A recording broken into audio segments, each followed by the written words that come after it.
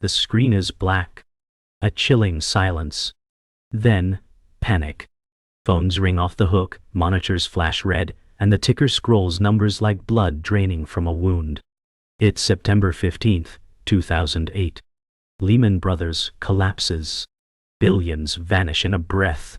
Inside a glass tower in Manhattan, executives scream into phones while floors below, janitors sweep crumbs from carpeted boardrooms. The disparity is sharp. Ding. Anna, a 42-year-old single mother in Las Vegas, wakes to a knock, an eviction notice. In the silence of her living room, her child clutches a stuffed bear. They don't understand why they're leaving their home.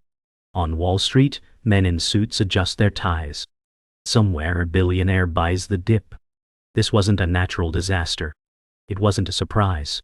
This was a system working exactly as it was designed to. But for millions, it felt like betrayal. A financial bomb had gone off. No smoke. No fire. Just a cold wind sweeping through bank vaults and living rooms alike.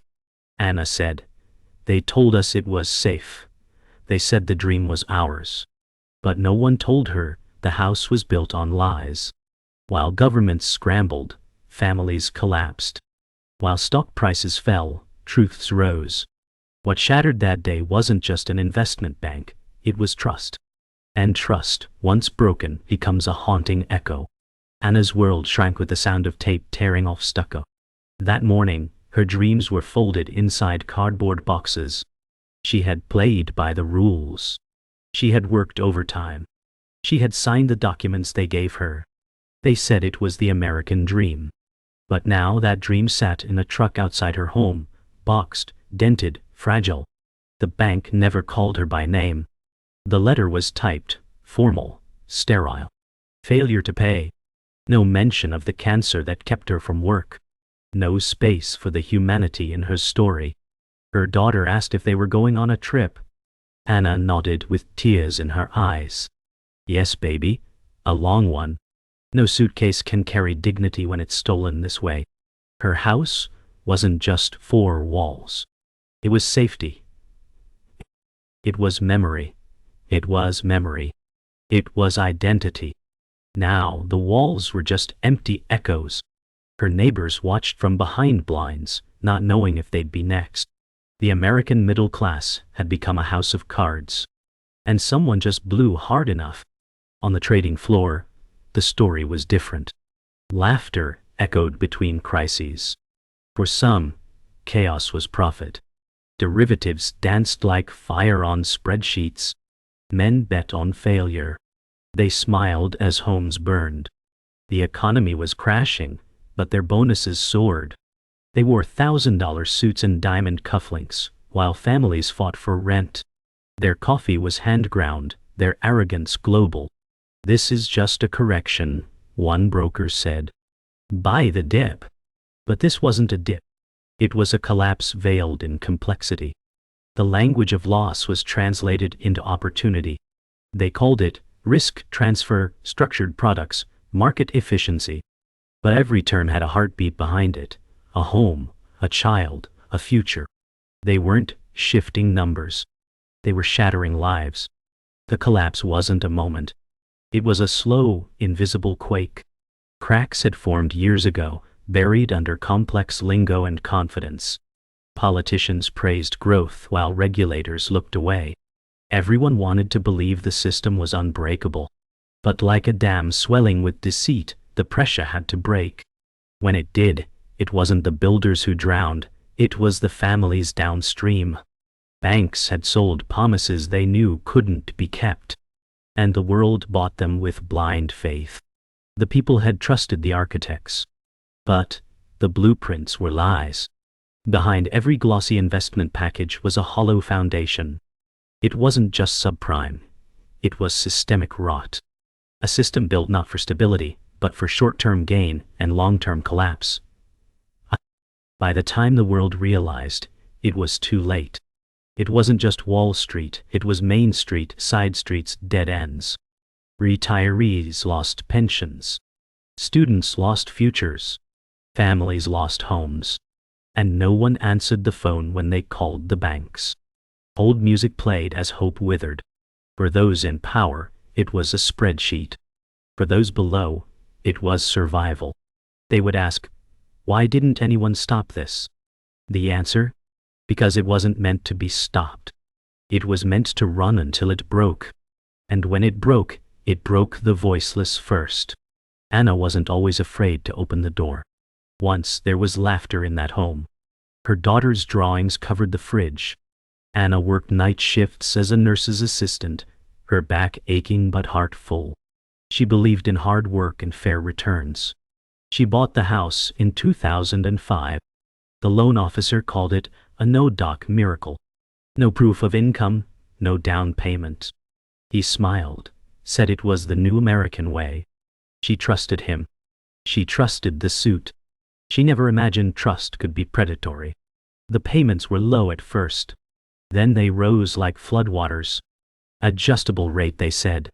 Just temporary. But the letterhead never said temporary would mean disaster. Her second job wasn't enough. Her health cracked before the walls did.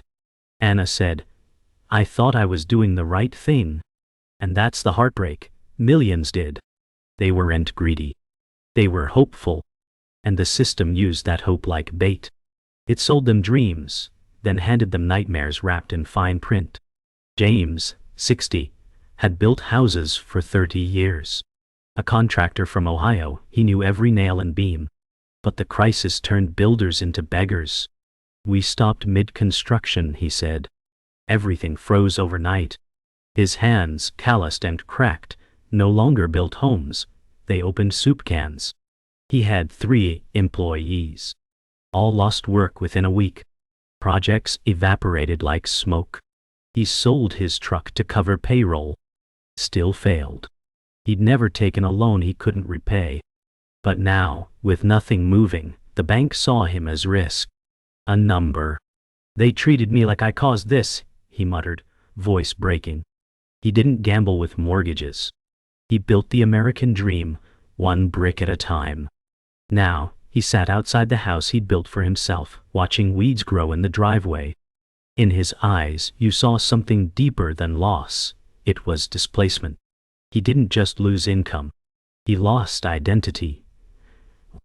The hammer was no longer a tool. It was a reminder of everything that had fallen apart. Behind every eviction was a story. Behind every foreclosure, a family. Kimberly, 29, worked at a call center in Atlanta. She was 2 months pregnant when the layoffs hit. The supervisor didn't even look her in the eye, just handed her the envelope. She had made every rent payment on time. No debt. No credit cards. But none of that mattered. With no paycheck, the math didn't work. When she asked her landlord for an extension, he said, I have my own problems. He wasn't cruel. He was drowning too. One night, she sat in her car, counting coins for gas. The hospital bill sat unopened on the passenger seat. I felt invisible, she said. Like the world was too loud to hear me. She moved in with a cousin. The couch became her crib. Her story wasn't front page. No headlines. But she was the pulse of the collapse. One of millions. Quiet, dignified, broken in ways no chart could measure. Every face in this crisis bore a different kind of grief. For retiree couple Abdul and Fatima, both 70, it was betrayal. They had trusted their advisor. He promised stability. We're shifting you into AA-rated securities, he said with a smile. They nodded, reassured. Years of savings vanished in weeks. They didn't gamble on stocks. They lived simply. We only wanted to travel once, Abdul whispered. Now, they rationed medication. Fatima sold her wedding gold to cover utilities. They never missed a payment, but the system missed them. Their kitchen table became a war room, pension statements, bank letters, and phone call records strewn across it. Their faith was strong, but their hearts were tired. Fatima often looked at their wedding photo and said, "We planned so carefully, but the world changed the rules." They didn't ask for much. Just a safe landing after a lifetime of work. But no one caught them. The net had holes. And they fell through, silently. The crisis didn't wear one face. It wore millions. Anna, Al. James. Kimberly. Then. Abdul. Al. Fatima. Each bore scars not seen in market graphs. Their pain wasn't televised. Their anger had no microphone. But it was real. It pulsed in quiet rooms and crowded shelters. What united them wasn't race, age, or income. It was betrayal.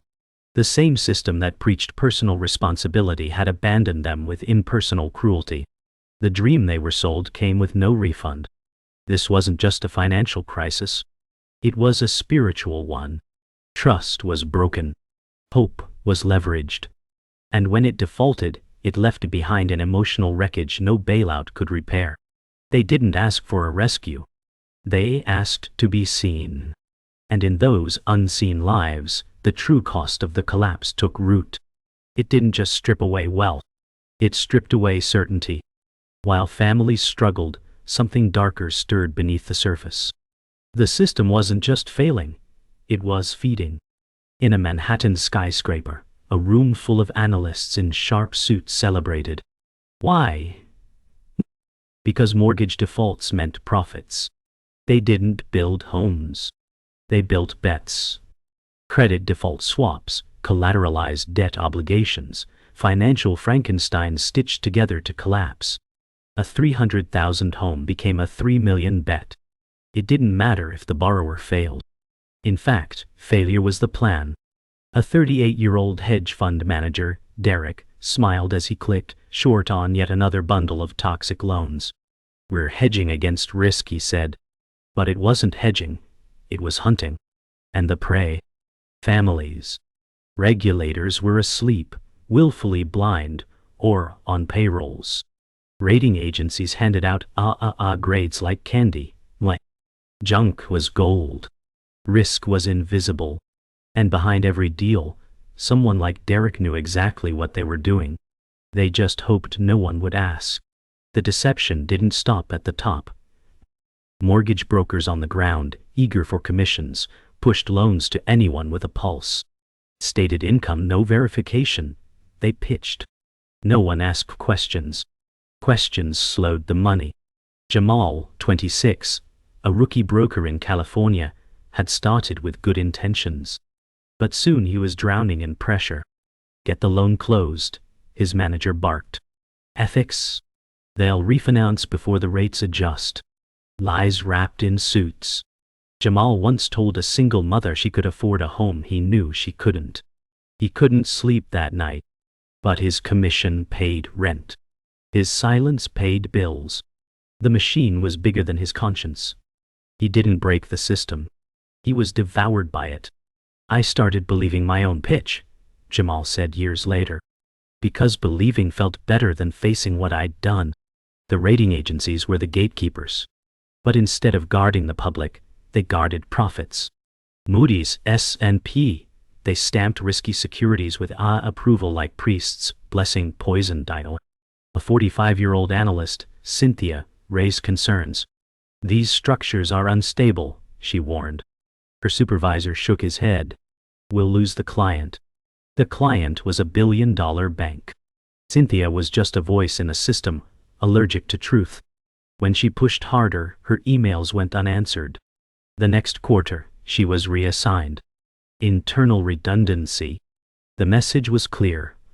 Honesty had no place here. She left.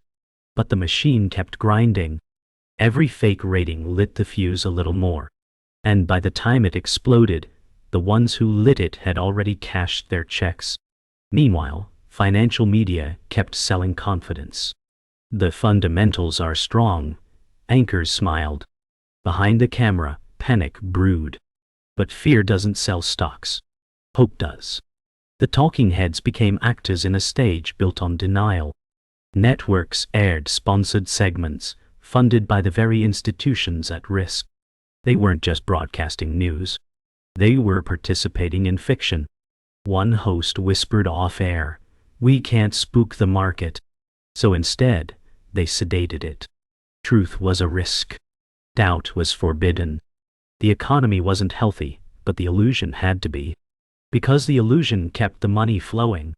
And behind every smiling anchor was a teleprompter, blinking a lie. From Washington to Wall Street, no one pulled the brake. Politicians praised deregulation. "Let the markets work," they cheered. But behind closed doors, they met with lobbyists, not families. Laws that once protected the people were gutted. Protections dismantled in the name of innovation. Glass-Steagall? Gone. The oversight? Laughed at. Warnings? Silenced. Senator Morris, 58, received more campaign money from banks than any other. "Too much regulation strangles growth," he declared. That growth strangled the people instead. The system wasn't broken. It was functioning exactly as intended. And those who were supposed to guard the people were dining with those who fed on them. The crash wasn't an accident. It was architecture. Deep in the archives of internal memos and boardroom transcripts lies a truth too calculated to ignore. These weren't oversights. They were engineered risks. Risk was profitable. Ignorance was convenient. Emails revealed bank executives referring to their own investment products as crap, time bombs, and dogs. Yet they packaged them for public consumption, sold them to pensioners, bragged about their exit strategies. Edward, 48, a former compliance officer, tried to raise red flags. "This will blow," he wrote in a memo. His reward? Termination. "We're not in the business of fear," his boss replied. Fear, apparently, was only for the rest of us. The twist is not that the system failed, but that it succeeded in doing what it was designed to do: extract wealth, privatize gains, socialize losses, and blame the victims. In an encrypted chat between traders at a major firm, the phrase, "let it burn," repeated. It wasn't metaphor. It was strategy. The collapse was no longer a possibility. It was a position. A product. A forecasted, calculated payday. They weren't victims of collapse. They were its authors. The Big Short wasn't a surprise. It was a business model. Bets were placed not on recovery, but on destruction. They profited not from building, but from ruin. One trader said, "If they default, we win twice." That wasn't dark humor. That was doctrine. The darker the crash, the bigger the bonus. The more homes lost, the more gains secured. And all of it hidden in legal jargon, derivatives, and deregulation. The twist deepened further. Many of the financial giants who bet on collapse were also the ones insuring against it. A snake eating its own tail. For profit. They created toxic products, sold them, bet against them, then collected when it failed. This wasn't just unethical. It was metastatic. Like a cancerous growth feeding on itself, becoming too large to remove. When things went south, they invoked the magic words, "too big to fail." Suddenly, taxpayers became the final backstop. The same public who lost homes, jobs, futures, were now funding the rescue of the very institutions that orchestrated their ruin. It wasn't a bailout. It was a heist dressed in patriotism. Then came the ultimate betrayal. The backroom deals. CEOs who had overseen collapse were now advising the rescue. Henry, 62, a former bank executive, stood behind a podium offering solutions to the very fire he helped ignite. He smiled, confident, as he requested billions in taxpayer money. No apology. No accountability. His golden parachute already deployed. His firm renamed. The wreckage rebranded as Reform. Behind closed doors, the same hands shook. The same checks signed. Justice became theater. Accountability, a whisper in marble halls. The perpetrators weren't exiled. They were promoted. And as headlines shifted, so did attention. But for those who lost everything, the silence never arrived. The twist wasn't just in the system, it was in the story. The narrative spun by power was that it was too complex, too sudden, too unpredictable. But that was the final lie. The truth was known. The math was clear. The rot was visible. But truth doesn't pay like denial does. So they told a story of surprise, of unfortunate coincidence, of unprecedented crisis. But the victims knew better. Anna. Cole. James. Kimberly. Abdul. I'm in Panama. Their ruin wasn't accidental. It was orchestrated. And the orchestra played a song of profit over people. In that reveal lies the real legacy of 2008. Not just what broke, but who broke it, and how they walked away untouched while the world was left bleeding in their shadow. The country teetered on the edge. It wasn't just financial, it was psychological. A crisis of faith. The belief in upward mobility, in fairness, in the rules themselves, was fracturing. Anna stood in a bank lobby, holding a cashier's check for everything she had left. She begged to restructure her loan. The banker smiled, thin and professional. Too late, he said. Across town, Kimberly went into early labor in a shelter bathroom. No doctor, just a stranger holding her hand. Her scream was drowned by a passing siren. That baby was born into a system already collapsing. James stared at an auction sign outside his home. He'd built that porch with his own hands. Now it was up for grabs to the highest bidder. The auctioneer didn't even look at him. This was the moment the system tested its victims. Fight or fall. Hope or harden. Surrender or scream. Each one of them was at a precipice, facing a storm that had never been theirs to begin with. Some chose to fight. Cynthia, the former analyst, leaked internal memos to a journalist. They buried the data, she said. The journalist, 37-year-old white male, nodded grimly. We'll run it. But within hours, legal threats arrived. The publisher hesitated. The editors debated. The story was true, but truth wasn't safe. Still, Cynthia persisted. Let them come, she whispered. Her evidence exposed an entire chain of deception. Fake ratings, silenced analysts, bonus-fueled fraud. For the first time, the public glimpsed how deep the rabbit hole ran. But the cost was high. Cynthia lost her job. She was smeared in the press. Her reputation was reduced to rumors. She said, "They want to make an example of me." But some truths demand sacrifice. Outside the government building, protests erupted. Not mobs, families, workers, retirees, veterans, people who believed in systems now holding cardboard signs. Oh, we bailed out banks. Who bails out us? Fatima, wrapped in her shawl, stood beside Abdul. Their hands held a photo of their old home. Around them, chants rose. People over profit, echoed like a mantra.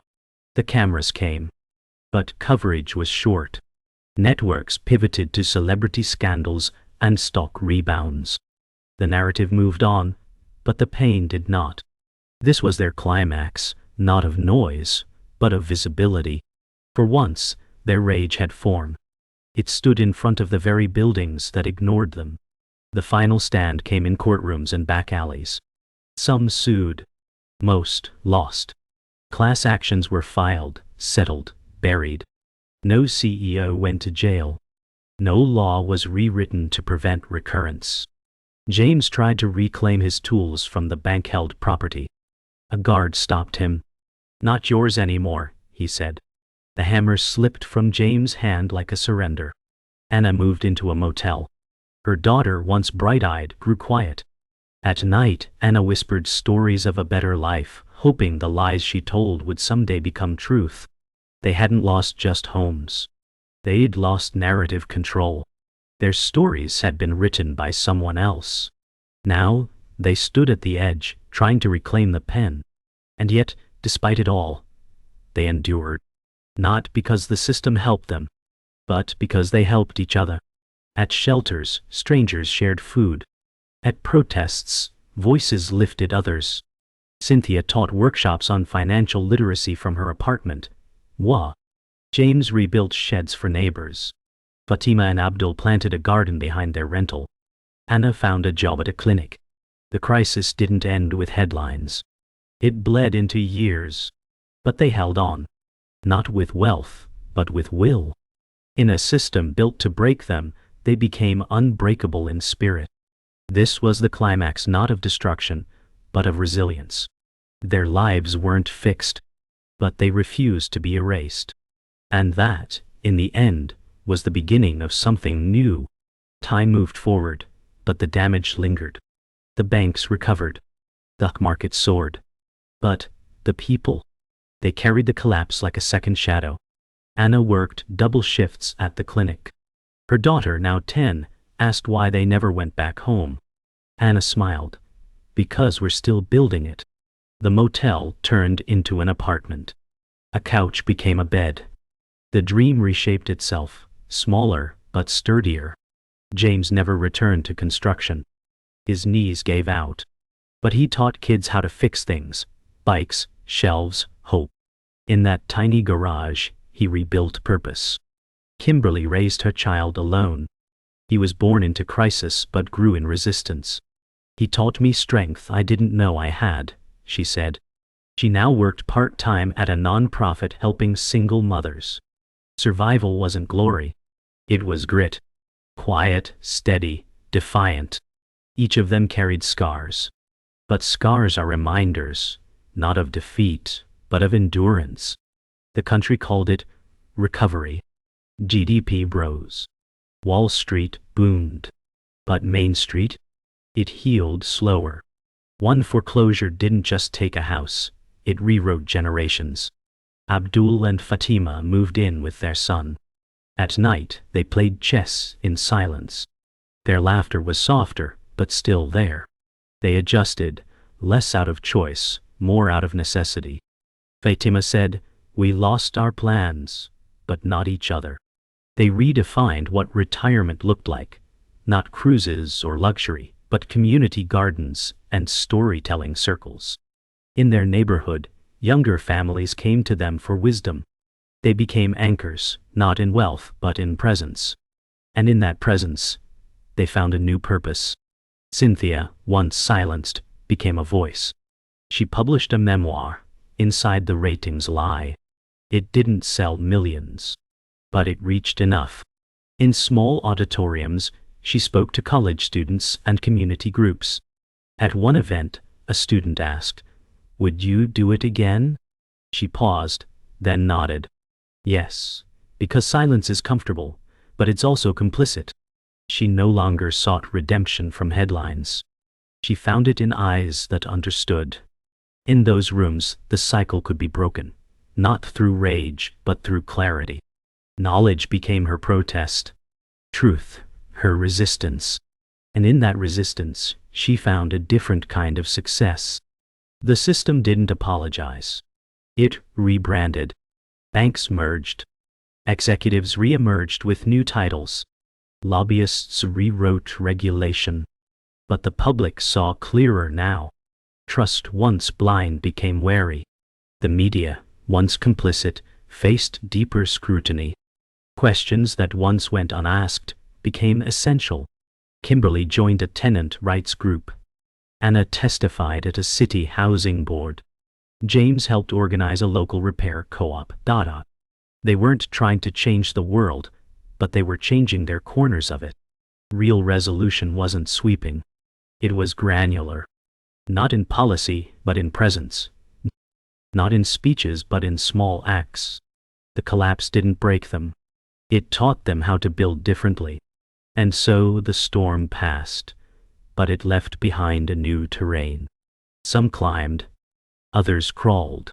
A few were carried, but no one emerged unchanged. The crash wasn't just an economic failure. It was a mirror. It showed what mattered and what never should have. No institution rebuilt trust. People did. In kitchens, classrooms, gardens, and quiet rooms, where truth was finally spoken aloud. What rose from the rubble wasn't the old dream. It was a new consciousness. A quiet knowing that no system will protect you unless you protect each other. That's where resolution lives, not in returns, but in resilience. Not in bailouts, but in bonds. It's easy to forget the faces. History prefers headlines.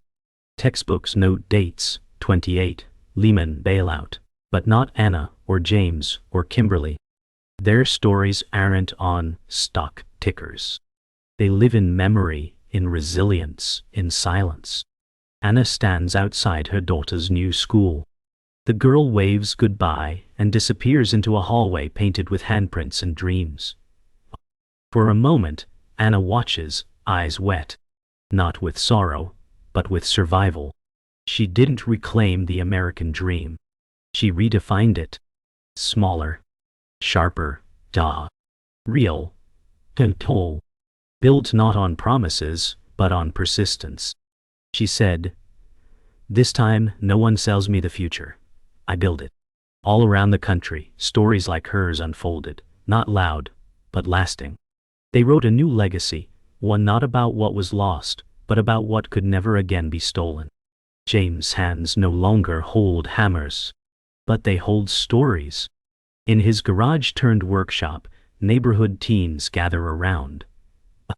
He shows them how to fix a leaky faucet, how to read a level, how to stand upright in a crooked world. Tools don't lie, he says. Use them right. They hold things together. His voice carries no bitterness, just a quiet grace. The crash took his job, but not his gift. He teaches them more than craft. He teaches them truth. Never trust something you don't understand, he says. That's how they get you. The kids laugh, but they listen. Legacy isn't built with money. It's built with time. With patience. With hands that keep moving, even after everything fell. Kimberly walks through a food bank, now as a volunteer. Her son, age 6, follows with a clipboard, counting bags. She smiles, watching him take pride in helping others. "We give what we never had," she says to another volunteer. "And that's how we heal." Her strength is not loud, it's generational. She builds futures one family at a time. What she lost never returns. But what she gained reshaped her entirely. The girl in the car counting coins is now a woman others call when life unravels. Her story didn't end in crisis. It began there. And now it stretches forward, through hands held out, not for help but to help. Cynthia no longer fears silence. She embraces it. In a quiet library corner, she mentors students one-on-one. No microphones. No books to sell. Just time, questions, and listening. She says, "Don't fear the truth. Fear the comfort that hides it." Her voice, once buried under lawsuits, now carries gently into new minds. She didn't take down the system, but she cracked its mask. For the ones she teaches, the world feels sharper, but also more honest. Her legacy? Not fame, not revenge, but ripples. Tiny waves pushing against tides of apathy. The system survived. The banks live on. But so do the stories. That's what this film was always about, not markets, but memory. You've met the faces behind the fallout. Not villains. Not victims. Survivors. Witnesses. Builders of something new. Something smaller, but truer. As the screen fades, remember, the next collapse won't come with warning bells. It will look like growth. It will feel like prosperity. Until it isn't. The real question is, will we recognize it in time? Will we protect each other before the walls fall again? The system was built to crash. But maybe, just maybe, we can build something better. Final line as Anna's voice echoes. This time, I choose where the story goes.